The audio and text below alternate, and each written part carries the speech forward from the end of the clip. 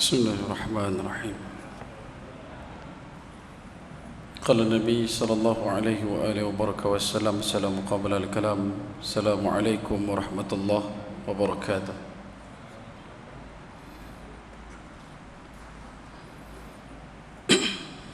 الحمد لله رب العالمين، والصلاة والسلام على أشرف الأنبياء والمرسلين وإمام المتقين وعلى آله وآل بيته وصحبه أجمعين. أشهد أن لا إله إلا الله وحده لا شريك له، ونشهد أن محمدا عبده ورسوله لا نبي بعده. إن الحمد لله نحمده ونستعينه ونستغفره ومن شرور أنفسنا ومن سيئات أعمالنا، من يهده الله فلا مضل له ومن يضلل فلا هادي له. سبحانك لا علم لنا إلا ما علمتنا إنك أنت العليم الحكيم، وتب علينا يا مولانا إنك أنت التواب الرحيم. اللهم إنا نسألك فهم النبيين وحرز المرسلين وإلهام الملائكة المقربين. اللهم أغننا بالعلم وزينا بالحلم وأكرمنا بالتقوى وجملنا بالعافية. نويت تعلم بالتعليم وتذكر بالتذكير ونفع والانتفاع والإفادة والاستفادة والحث على التمسك بكتاب الله وسنة رسوله ودعاء إلى الهدى ودلالة على الخير، ابتغاء وجه الله وقربه ومرضاته وثوابه لله تعالى. قال الله تعالى في الكتاب العزيز بعد أعوذ بالله من الشيطان الرجيم: رب اشرح لي صدري ويسر لي أمري واحلل عقدة من لساني يفقهوا قولي، رب اجعلني مقيم الصلاة ومن ذريتي ربنا وتقبل دعاء. أما بعد. Alhamdulillah, tama-tamanya dan selama-lamanya kita rafa'kan syukur kehadrat Allah Subhanahu wa taala dengan faham, sedar dan segar bahwasanya Allah jualah yang menciptakan langit dan bumi serta apa yang ada di antara keduanya dengan kekuasaan mutlak milik Allah dan ketunggalan Allah Subhanahu wa taala. Seterusnya selawat serta salam ke atas junjungan besar baginda Nabi sallallahu alaihi wasallam, manusia menjadi sebab paling utama dan mulia. Sehingga kita diberikan kebaikan, kita diimpunkan dalam ketaatan, kita diberikan pinjaman iman dan Islam sampai ke malam ini. Justru perbanyakkan oleh kita untuk berselawat ke atas baginda Nabi sallallahu alaihi wasallam. Moga-moga dengan banyaknya kita berselawat akan menjadi asbab kita didudukkan bersama baginda Nabi sallallahu alaihi wasallam di akhirat kelak insyaallah. Allahumma salli ala sayyidina Muhammad wa ala ali sayyidina Muhammad kama shallaita ala sayyidina Ibrahim wa ala ali sayyidina Ibrahim wa barik ala sayyidina Muhammad wa ala ali sayyidina Muhammad kama barakta ala sayyidina Ibrahim wa ala ali sayyidina Ibrahim fil alamin innaka Hamidun Majid. Baik. Tuan-tuan sedang hadirin muslimin mukminin rahimakumullah sekalian. Pada malam ni kita dah masuk ke malam 9 bulan Safar, 8 bulan Safar, yang mana telah memberikan satu tanda kepada kita sebenarnya dah pun sampai ke ulang tahun kemerdekaan yang ke-68. Walaupun yang selalu diwar-warkan kepada kita adalah 31 Ogos 57, tetapi sebenarnya dalam waktu dan tarikh yang sama, Allahyarhamhu Syekh Abdullah Fahim telah memilih 4 bulan Safar tahun 1377 sebagai tarikh kemerdekaan. Pun begitu, bagi setiap benih keturunan itu yang mengaku Islamnya, duduk dalam keadaan bangga berbangsa Melayunya, mereka lah juga orang yang tidak pernah mengenang tarikh tersebut, bahkan masih lagi mengangkat dan juga mengucuk tarikh-tarikh yang ditinggalkan oleh kelompok-kelompok yang bukannya datang daripada aliran dan juga jalur Islam itu sendiri. Dan tarikh kemerdekaan 4 bulan Safar itu umpamanya seperti dibunuh, seperti mana tulisan Jawi yang juga dibunuh oleh bangsanya sendiri. Karena itu tuan-tuan sedang hadirin muslimin mukminin rahimakumullah sekalian, apabila kita sebut dan kita bicara tentang kemerdekaan, sayugia kita mengambil dapatan daripada apa yang dikalamkan oleh para sekalian ulama. Walaupun bila mana dikaji dan diurai daripada kalangan cendekiawan bahasa, kalimah merdeka ini bukanlah kalimah yang muncul daripada bahasa Melayu, dan dia juga tak wujud dalam kamus beka bangsa Melayu. Kalimah merdeka ini disebutkan hanya muncul dalam bahasa Sanskrit daripada perkataan mahardika. Kemudian di sebahagian besar di sekitar kepulauan Filipina, di bahagian atas mereka memanggil dengan kalimah maharlika. Di bahagian bawah di kepulauan Zamboanga sampai ke Mindanao, mereka memanggil dengan kalimah maradeka. Kita ambil merdeka, yang mana memberi maksud dekat situ makmur, bebas dan kaya. Dalam arti kata lain, ulama juga meletakkan kalimah merdeka ini pada akronim pembinaan perkataan itu, daripada huruf-huruf yang diambil menggunakan huruf hijaiyah, mim, ra, dal, ya, kaf, alif, yang memberi maksud yang begitu inklusif dan eksklusif, iaitulah mengikut Rasul dan yakin kepada Allah. Arti kata merdeka pada capaian ulama adalah begitu jelas. Sekiranya kamu ingin bebas, kamu ingin jadi satu negara yang makmur, kamu ingin jadi satu negara yang duduk dalam kedudukan kaya, maka kamu cuma perlu untuk pegang pada mandat itu, mim, ra, dal, ya, kaf, alif, iaitulah mengikut Rasul dan yakin kepada Allah. Bagaimana disebutkan sebagai identifikasi kemerdekaan itu bagi umat kita pada hari ini? Kalau kita bentang dan kita hidang perjalanan sejarah bangsa ini, disebutkan dalam beberapa kajian, satu-satunya bangsa yang tidak pernah kalah dalam peperangan adalah bangsa Melayu di Nusantara. Dia berlawan, tetap juga berlawan, walaupun kotanya runtuh, walaupun kerajaannya jatuh, tetapi dalam bab nak mempertahankan bangsa, tanah air dan agama, itu adalah satu perkara yang memang menjadi makanan bagi umat ini. Kerana itu sepanjang kronologi waktu 446 tahun yang ditandakan daripada perjalanan Portugis 1511, yang mana dia merupakan rentetan daripada jatuhnya kota Alhambra di Andalus, dan ia juga merupakan satu cetusan kebangkitan semangat di kalangan orang-orang Kristian pada waktu itu, dikarenakan Konstantinopel, ibu kota kerajaan Rom Timur, telah pun jatuh ke tangan Sultan Muhammad Al-Fatih pada 1453. Walaupun mereka jatuh 1453, tapi mereka tak ambil masa pun sampai 50 tahun, kurang 50 tahun. 1492 seluruh Andalus jatuh. Raja terakhir yang berkhidmat di Alhambra namanya Raja Abu Abdillah As-Saghir, atau juga disebut dengan panggilan Raja Abu Abdillah ke-12. Dalam kisah yang masyhur, apabila dia menyerahkan istana kota Alhambra kepada Ratu Isabel dan Raja Ferdinand, maka dia dengan seluruh ahli keluarga dan juga pegawai-pegawai istana diminta untuk keluar meninggalkan istana. Istana yang berkedudukan sedikit di atas bukit dekat dengan kawasan Teluk Gibraltar ditinggalkan oleh Raja Abu Abdillah ke-12 bersama dengan isteri dan juga ibunya. Di waktu dia berjalan sampai ke sebelah sana teluk, dia mendaki satu bukit.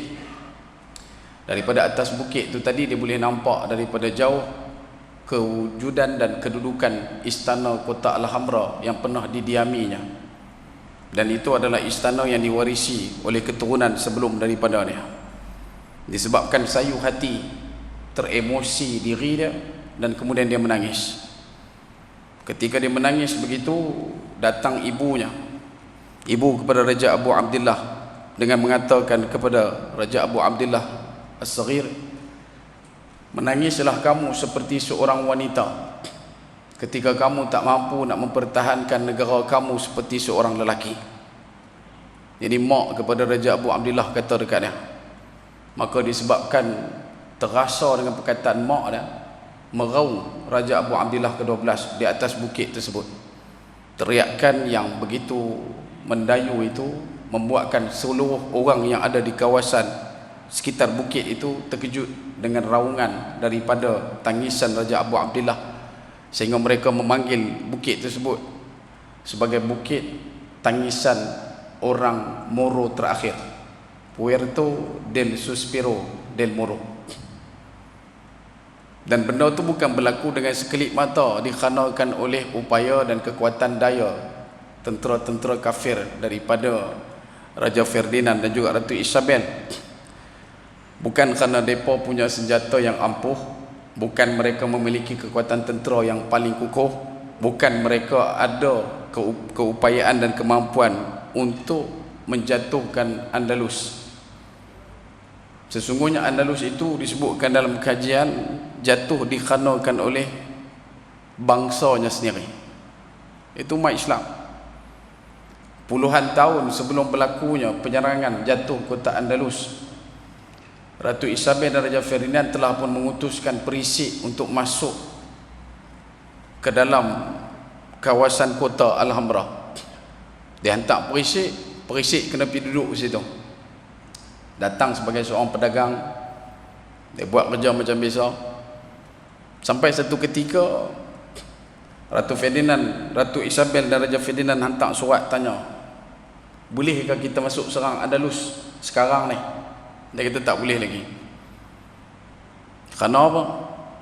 Dia kata kali terakhir aku melihat satu orang budak kecil menangis. Dan bila aku tanya kepada budak itu, kenapa kamu menangis? Budak itu menangis dikarenakan, kata budak itu, guruku suruh aku menyalin 10 kitab hadis. Satu kitab dia kena salin dalam 10 buku.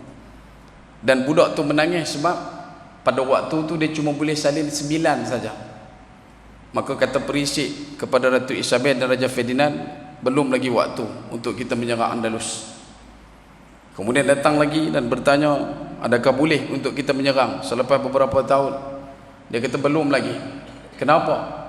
Dia kata kali terakhir aku melihat seorang lelaki dewasa menangis. Dan bila ditanya kenapa kamu menangis, lelaki tersebut menjawab, sesungguhnya aku ditugaskan oleh pemerintah untuk mendapatkan 90 orang anak-anak muda untuk dijadikan sebagai hafizul Quran. Tetapi sewaktu aku mencari itu, aku cuma mampu untuk mendapatkan 79 orang saja.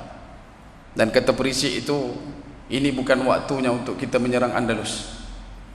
Selepas beberapa tahun, Ratu Isabel dan Raja Ferdinand hantar lagi satu surat dan tanya, adakah sudah tiba waktunya untuk kita menyerang Andalus? Maka dijawab oleh perisik tersebut, ya, sekarang ini adalah waktu yang sesuai. Kenapa? Dia kata, baru saja aku jumpa dengan satu orang lelaki dewasa yang menangis. Dan bila ditanya kepada dia, kenapa kamu menangis? Dia kata dia menangis kerana ditinggalkan kekasihnya. Aku ditinggalkan oleh kekasihku dan kekasihku mencari lelaki yang lain, yang padahal lelaki yang dia cari dan dia jumpa itu adalah bukan seperti mana yang dia rasakan dan dia bayangkan. Dan kata perisik ini kepada Ratu Isabel dan Raja Ferdinand, kalau nak serang, serang sekarang. Rupanya kekuatan, kehebatan dan juga keampuhan sesebuah negara yang menjemput baldatun tayyibatun wa rabbun ghafur bukan diikut dan diukur pada tingginya bangunan yang mencakar, bukan pada luasnya kebun tanaman untuk kita kutip tuaian, bukan diikut pada setiap kadar pulangan ekonomi yang hebat, tetapi ia lebih kepada membumikan perintah Allah Subhanahu wa taala di tanah negara tersebut. Bahkan jajahan diri setiap rakyat duduk dalam keadaan mengetahui bahawasanya mereka adalah milik Allah dan akan kembali kepada Allah. Dan Andalus menjadi satu bukti kukuh dan ampuh kepada kita, satu tamadun orang Islam yang bertahan lebih daripada 800 tahun akhirnya jatuh hancur luluh pada 1492. Dan disebabkan oleh modul yang digunakan untuk menjatuhkan Andalus itu, perkara yang sama juga digunakan untuk semua kerajaan-kerajaan Islam yang masih lagi berpaksi kepada Kesultanan Uthmaniyah pada waktu itu. 1492 jatuh Andalus, bergerak kelompok Portugis datang ke Goa, India, jatuh kerajaan Islam India. 1509 Alfonso de Albuquerque, selepas 1509 jatuh kerajaan Islam di India, dia mengemudi bala tentera armada laut Portugal untuk masuk kembali ke Madinah. Tujuan dia itu adalah kali ketiga untuk mencuri jasad Nabi SAW di Raudah. Tetapi dalam usaha dia duk kumpulkan bala tentera nak masuk kota Madinah Tayyibah, tiba-tiba datang surat daripada Raja Manuel yang pertama, bagi tahu dekat dia, kamu kena pergi ke kota Melaka.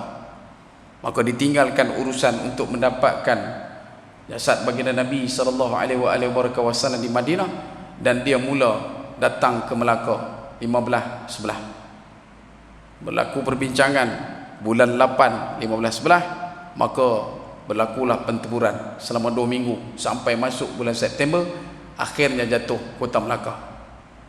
Kemudian datang pula selepas daripada itu 1641, Melaka dah jatuh, kota Melaka saja jatuh, kerajaan Melaka masih ada. Dan kerajaan Melaka bukan kecil-kecil anak punya kerajaan. Yang jatuh tu cuma di kawasan Bandar Hilir tu je, di kawasan Kuala Sungai Melaka, hak tu je. Daripada hujung sampai ke Naning tu tak jatuh pun, sebab kerajaan Melaka masih lagi bertahan. Melaka luas takluk jajah daripada ketika itu, titik selatannya berakhir di bawah Temasek dan noktah utaranya berada di kawasan sekitar Langkawi. Dalam satu catatan disebutkan hikayat tentang Laksmana Hang Tuah ketika disembunyikan oleh Tun Perak. Bila mana diminta untuk dibunuh hanya Laksmana Hang Tuah, maka dibawanya Hang Tuah untuk disembunyikan. Bila mana datang satu insiden, Jebat mula keluar untuk menentang Sultan, maka dikeluarkan balik Hang Tuah daripada penyembunyian. Dicatatkan dalam catatan, ketika disembunyikan itu Hang Tuah berada di Ulu Melaka. Ulu Melaka bukanlah Ulu Melaka yang kita tengok hari ni, hak yang peta map Melaka tu tak. Ulu Melaka ni banyak. Salah satu titik yang paling jauh bernama Ulu Melaka, duduknya di Pulau Langkawi. Dan sebab itu bila sebut kata Melaka, dia gah pada waktu itu. Kedah pun dah ada lah masa tu, cuma Kedah dia lebih ke darat. Dia ambil pada Satun, turun sampai ke Kubang Pasu, naik sampai ke atas. Kalau ikut dalam hikayat disebutkan jalan Bagan dermaga itu yang bermula daripada kerajaan Kedah berakhir sampai ke Myanmar. Sampailah ada di Myanmar tu nama tempat dia Bagan, dan memang Bagan tu maksud dia jeti, dermaga. Kita pernah dengar lagu hikayat, lagu rakyat Perlis ala Canggung. Bila kita tengok balik, mereka kata ni bukan nama dia, bukan asalnya ala Canggung. Nama lagu ni asal dia Kuala Canggung. Tapi bila cari Kuala Canggung tak ada belah kita. Naik sampai ke Siam tak ada Kuala Canggung, kecuali satu tempat yang dulunya dipanggil sebagai Canggung dan ada kualanya, iaitu di kawasan sekitar Bangladesh. Hari ini nama dia Chittagong. Yang ni bukan saya dapat bawah perdu pokok betik, tuan-tuan pergi mengaji ya, jumpa. Dia kata dia ni tak download ketum. Nak abang kata apa? Bangsa ini bangsa yang berbangsat jauh daripada titik alam Nusantara. Kalau tuan-tuan telusuri indah karya bahasa, kita berkongsi nuansa bahasa yang sama dengan orang-orang yang duduk di kepulauan Fiji dan Samoa.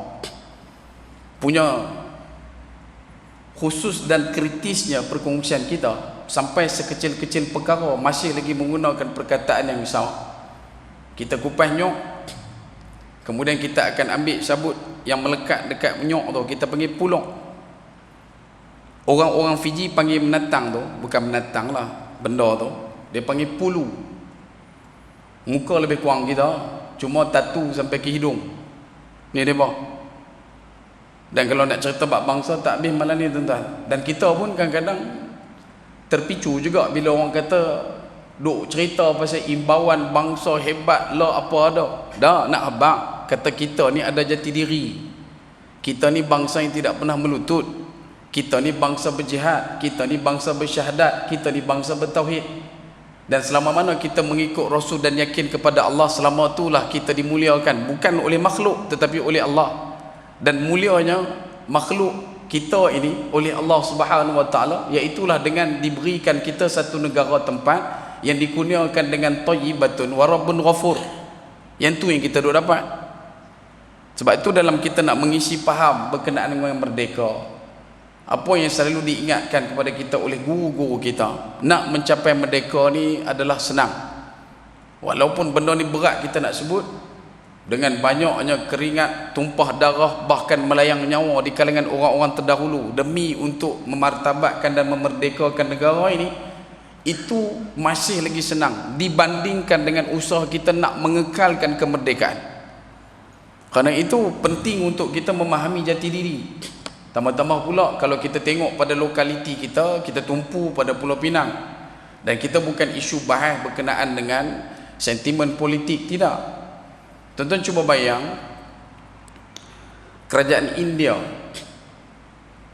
96 mereka berjaya untuk tukar nama daripada Bombay jadi Mumbai. Lah yang kita kenal Mumbai, dulu Bombay. Zaman Sanggam dulu mereka panggil Bombay. Mereka juga dikolonisasikan oleh British, sama macam kita. Tapi punya nak habaq kata mereka tu nak jaga jati diri bangsa, nak menunjukkan identiti India, maka mereka sanggup untuk ubah balik benda tu mai kepada nama asal tempat tu. Begitu juga dengan yang terbaru adalah satu tempat di India yang bernama Bengaluru. Asal nama dia Bangalore. Lah dah tukar dah, tak panggil dah Bangalore. Sejak daripada tahun 2014 nama Bengaluru digantikan daripada nama Bangalore. Di Malaysia adakah naratif yang sama dibawa? Ada.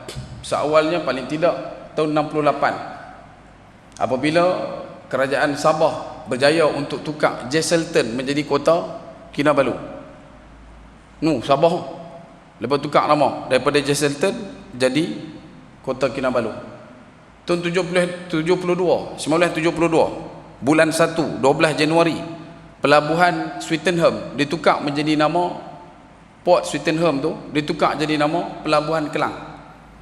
Tahun 1981 nama Teluk Ensign ditukar menjadi Teluk Intan di Perak. Selepas digunakan nama Teluk Ensign itu hampir 100 tahun, daripada tahun 1882 sampai tahun 1981. Dia punya waktu dia tu. Dan begitu juga dengan Port Well. Lah panggil Kuala Sepetang.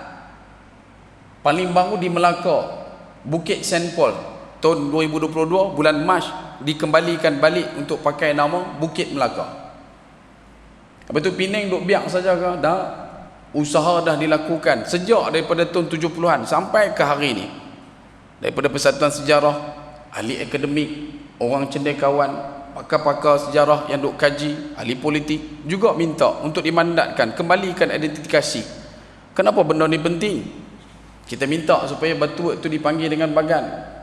Kalau tengok dalam parlimen, ialah parlimen bagan. Mana panggil parlimen batu? Di Tanjung kita panggil situ dulu nama Tanjung Penaga. Kita tak panggil parlimen Georgetown, kita panggil parlimen Tanjung. Bila Tanjung ada di sana, Penaga ada di sini. Penaga di belah seberang perai, Tanjung Penaga ada di pulau.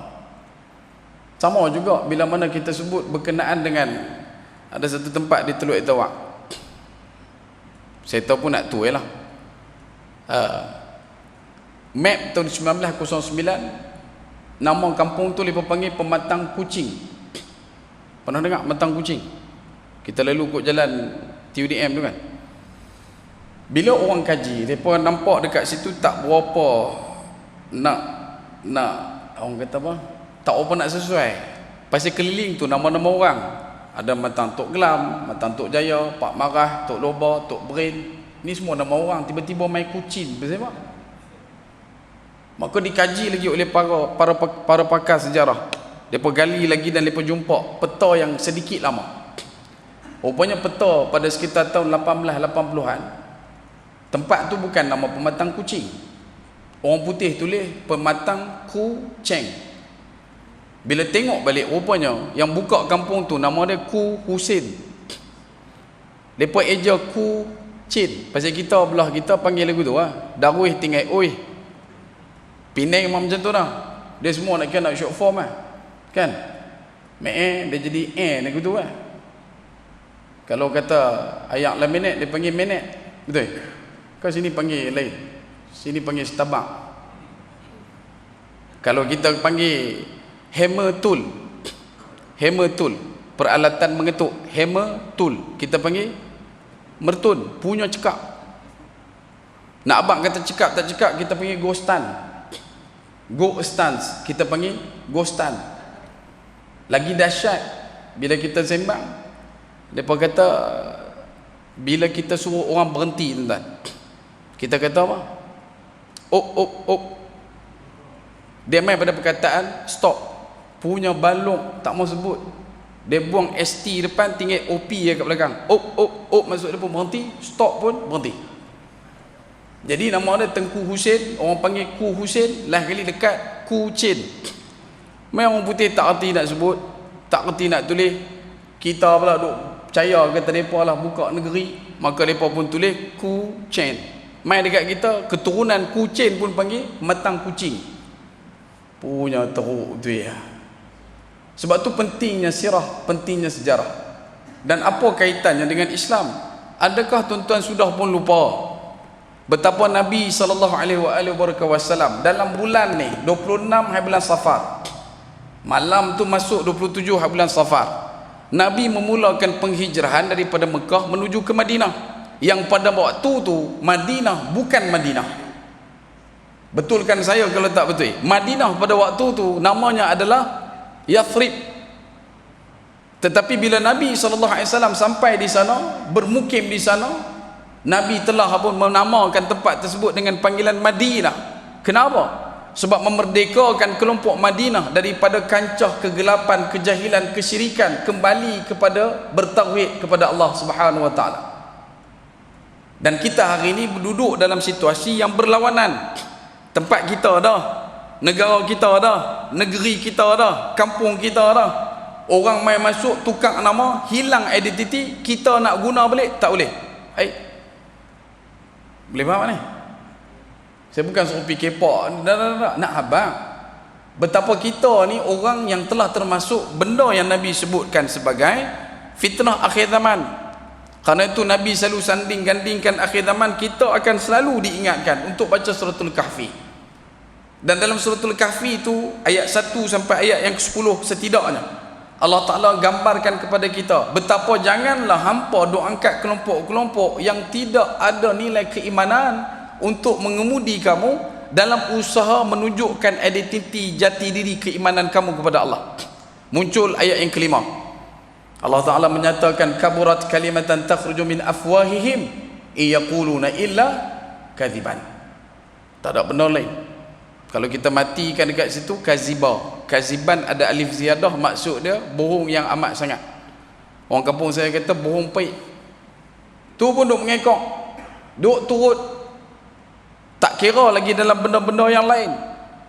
Sebab tu penting untuk kita faham dan kita segarkan kembali kefahaman kita tentang sejarah, kerana sejarah inilah yang bakal membawa kita, memandu kita mengenal dan juga mengenang segala jerih payah, keringat, tenaga, nyawa dan juga darah yang ditumpah luluhkan oleh pejuang-pejuang kemerdekaan terdahulu.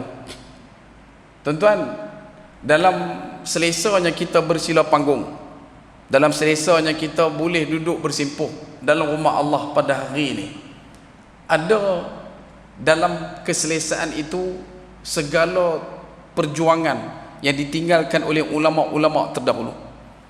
Di tanah ini paling dekat kisahnya tidak lain tidak bukan berkaitan dengan perang musuh fisik. Lama perang tu, yang mana perang ni adalah perang yang telah pun menjadi semboyan panggilan jihad kepada seluruh alam Nusantara. Daripada Kepulauan Sulu datang ulama daripada sana, daripada Borneo turun mai ke sini. Kiai Haji Mas'ud daripada Banjarmasin, sebelah sana, sebelah Borneo, turun mai. Syekh Daud Al-Fatani juga turun ke Kedah.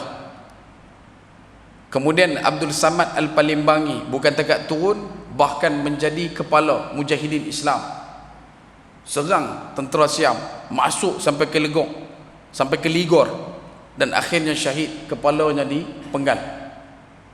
Dan orang-orang ini, dia bukan bawa mandat untuk mendapatkan kuasa, tidak.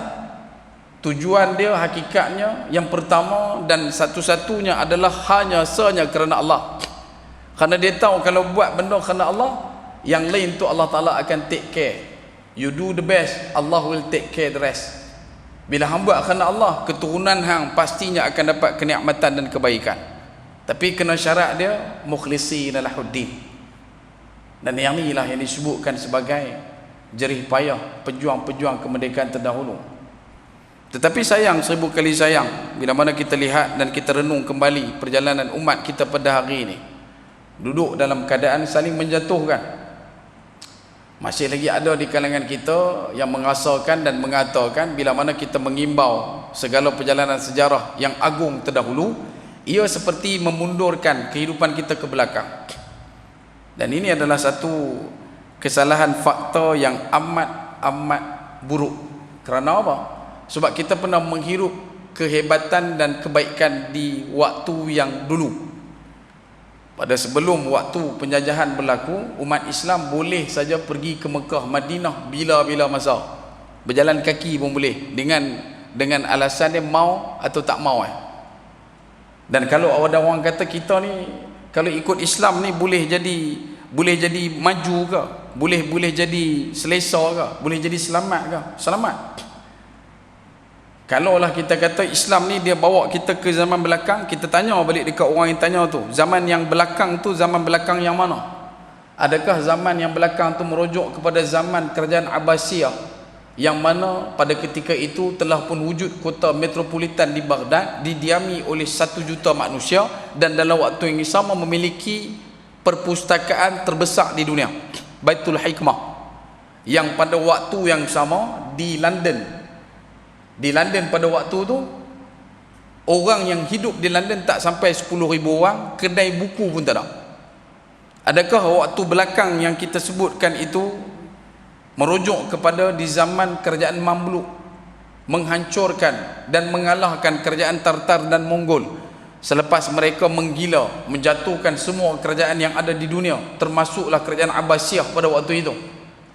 Adakah waktu yang dulu itu merujuk kepada di zaman Al-Mu'tasim, ketika mana dia membariskan barisan tenteranya daripada istana sampai ke tempat kerajaan Amuriyah, yang telah berlaku insiden menarik satu hijab daripada seorang ibu tua, satu orang Rom tarik hijab daripada seorang ibu tua, dan ibu tu tadi pula dikenakan hukuman dan dia menjerit meminta tolong daripada Al-Mu'tasim, dan Al-Mu'tasim mengirimkan surat. Dalam waktu yang sama dia kata, jangan sampai aku hantar tentera yang mana kepala ada dekat negara kamu dan ekor masih lagi ada di istana aku.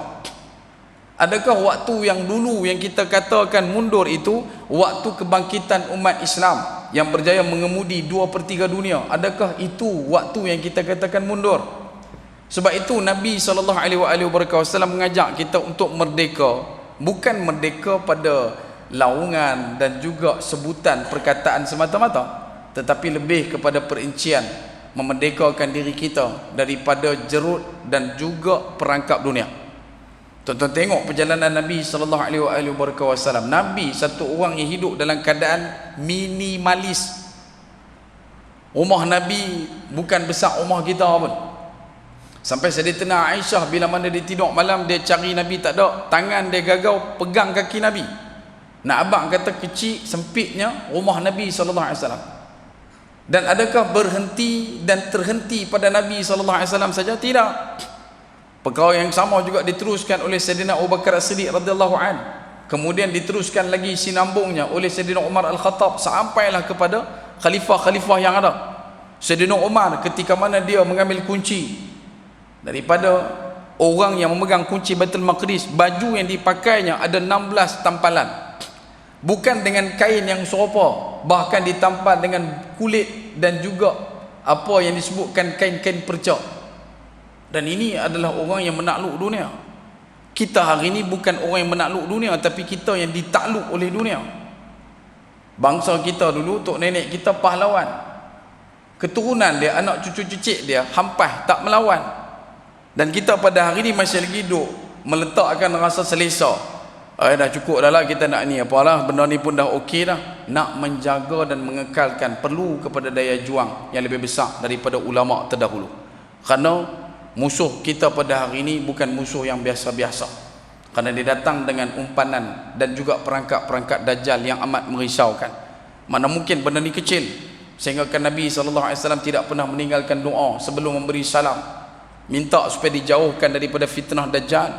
Tapi kita pada hari ini lebih teruk dan lebih buruk daripada yang digambarkan oleh baginda Nabi SAW. Fitnah dajjal daripada jalan fitnah harta. Kata Nabi SAW, kita perlu risau kerana pada waktu tu berlaku kemarau panjang, tak ada makanan, tak ada minuman. Dajjal akan muncul bawa sungai dan gunung. Gunung bukan sebarang gunung, gunung roti. Dan orang pada waktu tu sanggup untuk meninggalkan apa saja semata-mata untuk ikut dajjal.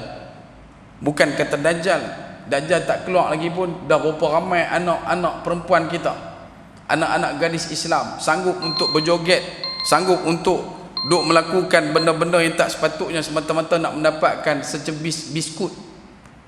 Menari, bukan kata baru jadi, pesta Pulau Pinang itu pun serupa juga, menari nak bagi dapat ayat. Berapa ramai yang duk bertepuk tampak menyokong perkara tersebut. Nak abang kata inilah keselesaan. Sebenarnya ia adalah perkara yang menghalau apa yang dikatakan sebagai thayyibatun dan juga ghafur daripada Allah Subhanahu wa taala. Sebab itu tuan-tuan, dalam ruang yang terakhir ini, apa yang kita nak natijahkan di sini adalah usaha untuk mensyukuri nikmat kemerdekaan, dalam arti kata kita menjadi orang yang benar-benar menjalankan tugas sebagai seorang Islam. Yang kedua, dalam waktu yang sama, jadilah orang yang senantiasa menyemarakkan semangat kemerdekaan dalam diri anak-anak kita. Dalam waktu yang sama juga, yang ketiga, jadilah orang setidak-tidaknya kirimkan Al-Fatihah kepada pejuang-pejuang terdahulu yang berempas pulas mata-mata nak menyaksikan dan nak melihat kita-kita pada hari ini boleh duduk dalam keadaan senang, tenteram, aman, damai melakukan ibadah. Dan yang terakhir dalam pertemuan kita pada pagi ini, tuan-tuan, moga-moga merdeka kita pada kali ini merdeka yang mampu untuk memerdekakan kita daripada fitnah dajjal dan juga fitnah dunia. Dan moga-moga Allah Subhanahu wa taala menerima jual beli kita dan diangkat menjadi bekal modal di akhirat kelak. Jadi kalau ada kebaikan tolong sebar lebarkan, kalau ada keburukan pun tolong jauhkan. Bak kata patah, sedap makan dikunyah-kunyah, sedap kata diulang-ulang. Hidup ini hanya menumpang, air setimba jangan dituang, nafas sesentak dikenang-kenang, umur sejenak ditimang-timang. Kalau ada kekasaran bahasa turi, bicara terlajak, kata terasa di mana-mana, saya minta maaf banyak pada hujung rambut sampai hujung nyawa, dari jauh menjunjung duli, dari dekat menjunjung sembah. Mohon maaf sedih diberi kalau ada silap dan salah. Limau manis masak di tangkai, jatuh sebiji menimpa kayu. Pantun dah habis, masa dah sampai, saya mohon berundur dulu. Akhir kalam, sekecil-kecil ikan pasti ada isinya, sebesar-besar ikan pasti ada tulangnya. Aku liqauli hadha wastaghfirullahal azim li wa lakum wa lisairil muslimina wal muslimat wal mu'minina wal mu'minat fastaghfiruh fayafudhal mustaghfirin. Wassalamu alaikum warahmatullahi taala wabarakatuh. Wallahu taala a'lam.